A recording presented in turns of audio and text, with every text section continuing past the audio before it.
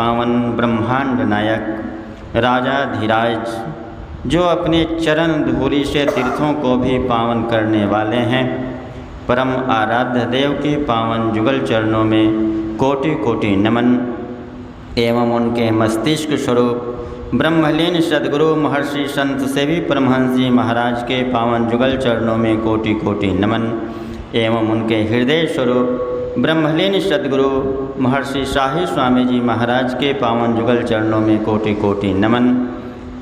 संत मत के वर्तमान आचार्य अपने निवास में विराजमान महर्षि हरनंदन परमहंस जी महाराज के पावन जुगल चरणों में कोटि कोटि नमन।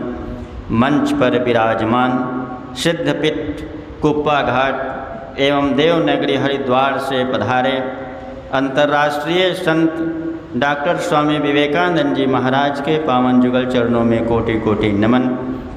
सत्संग रूपी सभा में उपस्थित महानुभाव माताओं एवं बहनों, सभी को मेरा कोटि कोटि नमन। अभी हम लोग संत स्तुति गुरु स्तुति के बाद गुरु महाराज के द्वारा सुधा सागर प्रवचन का पाठ सुन रहे थे एवं उनके अनुभव जनित महर्षि मही पदावली से भी भजन सुन रहे थे।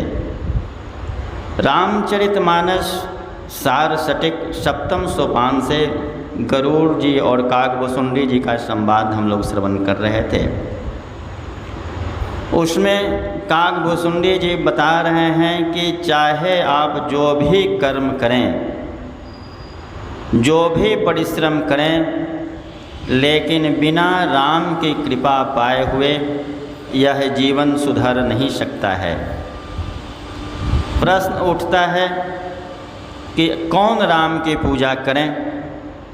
आज हम लोग देव शिल्पी भगवान विश्वकर्मा जयंती के अवसर पर यहाँ सत्संग करने के लिए पधारे हैं। भगवान विश्वकर्मा देवताओं के इंजीनियर थे, उनको देव शिल्पी कहते हैं।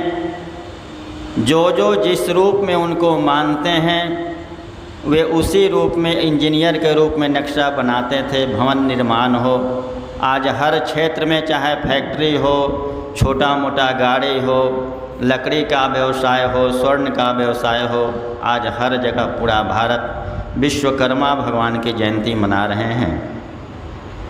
लेकिन हमारे परम आराध्य देव अभी कहने की कृपा किए। अभी हम लोग सत्संग सुधा सागर से पाठ श्रवण कर रहे थे, उसमें श्रीमद् भागवत गीता का प्रवचन आया है। कर्म योग, ज्ञान योग, तो जब तक हम लोग कर्म नहीं करेंगे, ज्ञान नहीं करेंगे, वह मिलेगा कहाँ? सत्संग में मिलेगा। यदि सत्संग नहीं करते हैं तो उसका ज्ञान प्राप्त नहीं होगा। यदि ज्ञान प्राप्त नहीं होगा तो हमारे शारीरिक, बौद्धिक, मानसिक विकार जो भरा हुआ है वह कभी समाप्त नहीं होगा। इसी क्रम में जब कबीर साहब, जिनको संतों का सिरमौर कहा जाता है, एक बहुत अच्छे खासे पढ़े लिखे व्यक्ति अपने माँ के पास जाते हैं और बोलते हैं कि माँ, हम तो पढ़ करके विद्वान बन गए हैं। उनकी माता बोलती है कि ठीक है, हमारे गुरु कबीर साहब से मुलाकात करके आओ। उनके अपने माता के कहे अनुसार कबीर साहब के पास वह व्यक्ति जाता है, लेकिन उनको विद्या का बहुत बड़ा घमंड था। कबीर साहब के पास जब जाते हैं तो वे पूछते हैं, हम आपसे कुछ जानने के लिए आए हैं। लेकिन कबीर साहब कुछ बोलते नहीं हैं। अपने पत्नी को बोलते हैं कि एक हथौड़ा और एक खूंटा ला कर दो। उनकी पत्नी एक खूंटा और एक हथौड़ा ला करके देती है। उस खूंटा को खड़ा करके एक हथौड़ा मार देते हैं और चुप हो जाते हैं। वह व्यक्ति 2-3 घंटा तक इंतज़ार किया, वापस आ गया। कबीर साहब तो कुछ बोलते नहीं हैं। दूसरा दिन पुनः गया, जैसे उस व्यक्ति को देखते हैं तो फिर उस खूंटा जो गड़ा हुआ था उस पर एक हथौड़ा मार देते हैं। तीसरा दिन फिर गया, फिर एक हथौड़ा मार के रख देते हैं। इसी तरह से वह 5 दिन तक व्यक्ति गया और कबीर साहब कुछ बोलते नहीं थे, केवल उस खूंटा पर एक हथौड़ा मार देते थे और मार करके चुप हो जाते थे। वह व्यक्ति मन से दुखित हो गया और पूछता है, कबीर साहब हम आपसे कुछ प्रश्न करने आए हैं, सत्संग क्या है, सत्संग से क्या फ़ायदा होता है। कबीर साहब 5वां दिन बोलते हैं, देखिए आप तो बहुत पढ़े लिखे हैं, मैं तो पढ़ा लिखा हूँ नहीं, और आपका उत्तर जिस समय से आप आए हैं उसी समय से मैं दे रहा हूँ। वह विद्वान जो व्यक्ति थे पढ़े लिखे, वो बोलते हैं आप उत्तर दे रहे हैं, तो हाँ। बोले कैसे? बोले कि देखिए एक खूंटा है, उस पर एक हथौड़ी हम मार देते हैं, तो हाँ इसका मतलब क्या, खूंटा नीचे गया। बोले कि ठीक उसी तरह से सत्संग है, जब तक आप स्थिर बैठेंगे नहीं, जब तक आप रेगुलर सत्संग में आएंगे नहीं, तब तक आपको ज्ञान की प्राप्ति नहीं होगी।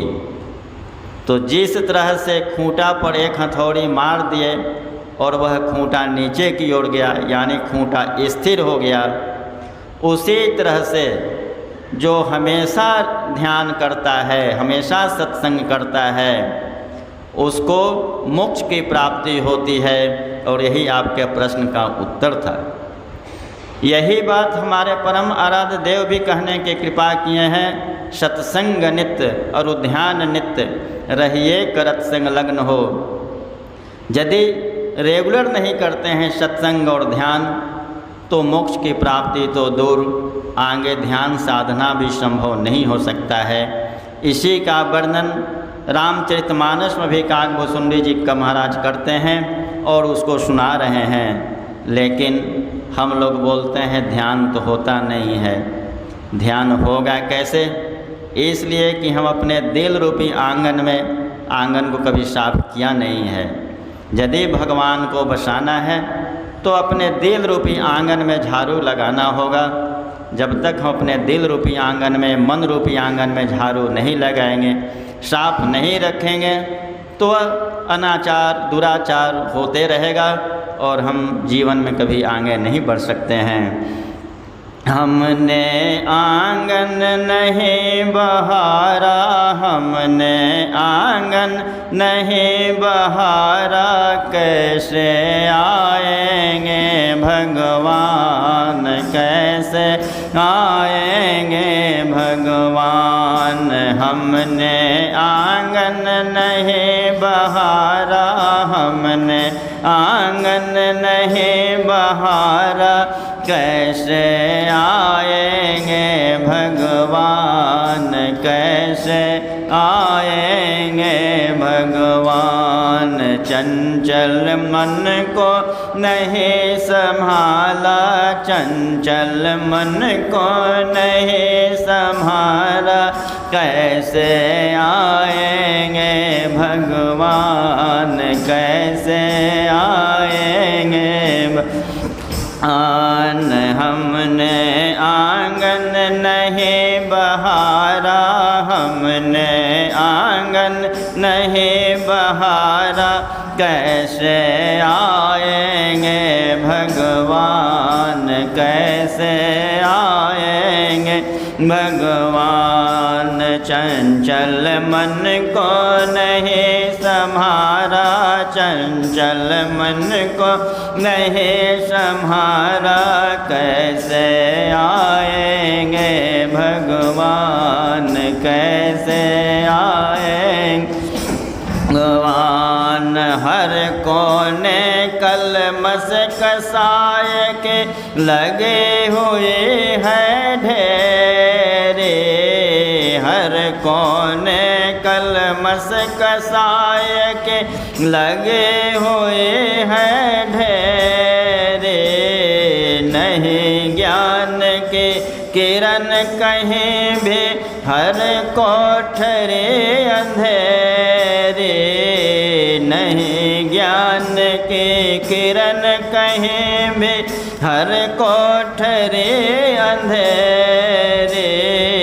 आंगन चौबारा अंधियारा, आंगन चौबारा अंधियारा कैसे आएंगे भगवान, कैसे आएंगे भगवान। हमने आंगन नहीं बहारा, हमने आंगन नहीं बहारा, कैसे आएंगे भगवान, कैसे आएंगे भगवान। चंचल मन को नहीं सम्हारा, चंचल मन को नहीं सम्हारा, कैसे आएंगे भगवान, कैसे आएंगे भगवान। हृदय हमारा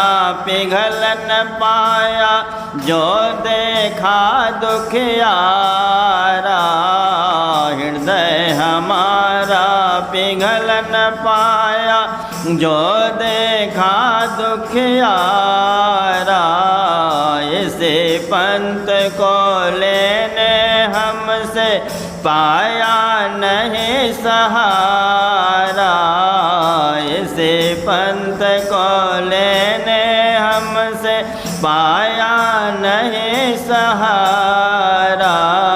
सुखी है करुणा के छाया, सुखी है करुणा छाया, कैसे आएंगे भगवान, कैसे आएंगे भगवान। हमने आंगन नहीं बहारा, हमने आंगन नहीं बहारा, कैसे आएंगे भगवान, कैसे आएंगे भगवान।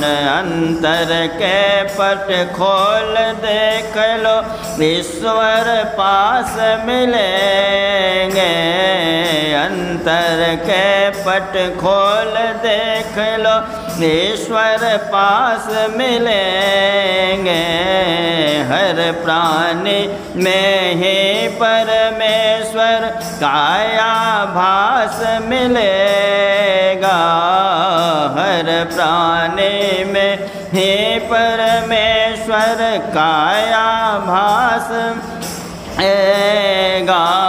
सच्चे मन से नहीं बुलाया, सच्चे मन से नहीं बुलाया, कैसे आएंगे भगवान, कैसे आएंगे भगवान। हमने आंगन नहीं बहारा, हमने आंगन नहीं बहारा, कैसे आएंगे भगवान, कैसे आएंगे भगवान। चंचल मन को नहीं समारा, चंचल मन को नहीं सम्हारा, कैसे आएंगे भगवान, कैसे आएंगे वान। निर्मल मन हो तो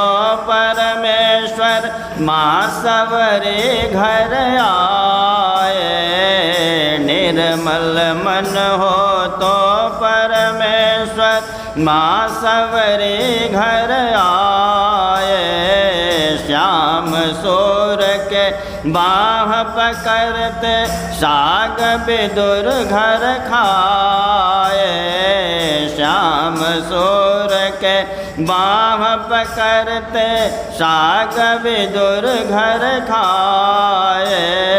इस पर हमने नहीं विचारा, इस पर हमने नहीं विचारा, कैसे आएंगे भगवान, कैसे आएंगे भगवान। हमने आंगन नहीं बहारा, हमने आंगन नहीं बहारा, कैसे आएंगे भगवान, कैसे आएंगे भगवान।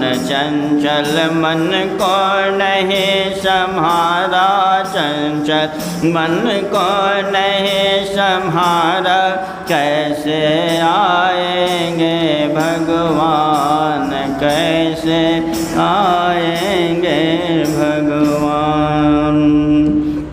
तो इसी चंचल मन को संभालने के लिए हमारे संत सद्गुरु आते हैं एवं अपने जो भी उनके शिष्य हैं उनको इस मन को झाड़ू लगाने के लिए, इस आंगन रूपी दिल रूपी आंगन में झाड़ू लगाने के लिए संत को भेजते हैं। गुरु ही होते हैं लेकिन अपने शिष्य को गुरु ही बनाते हैं।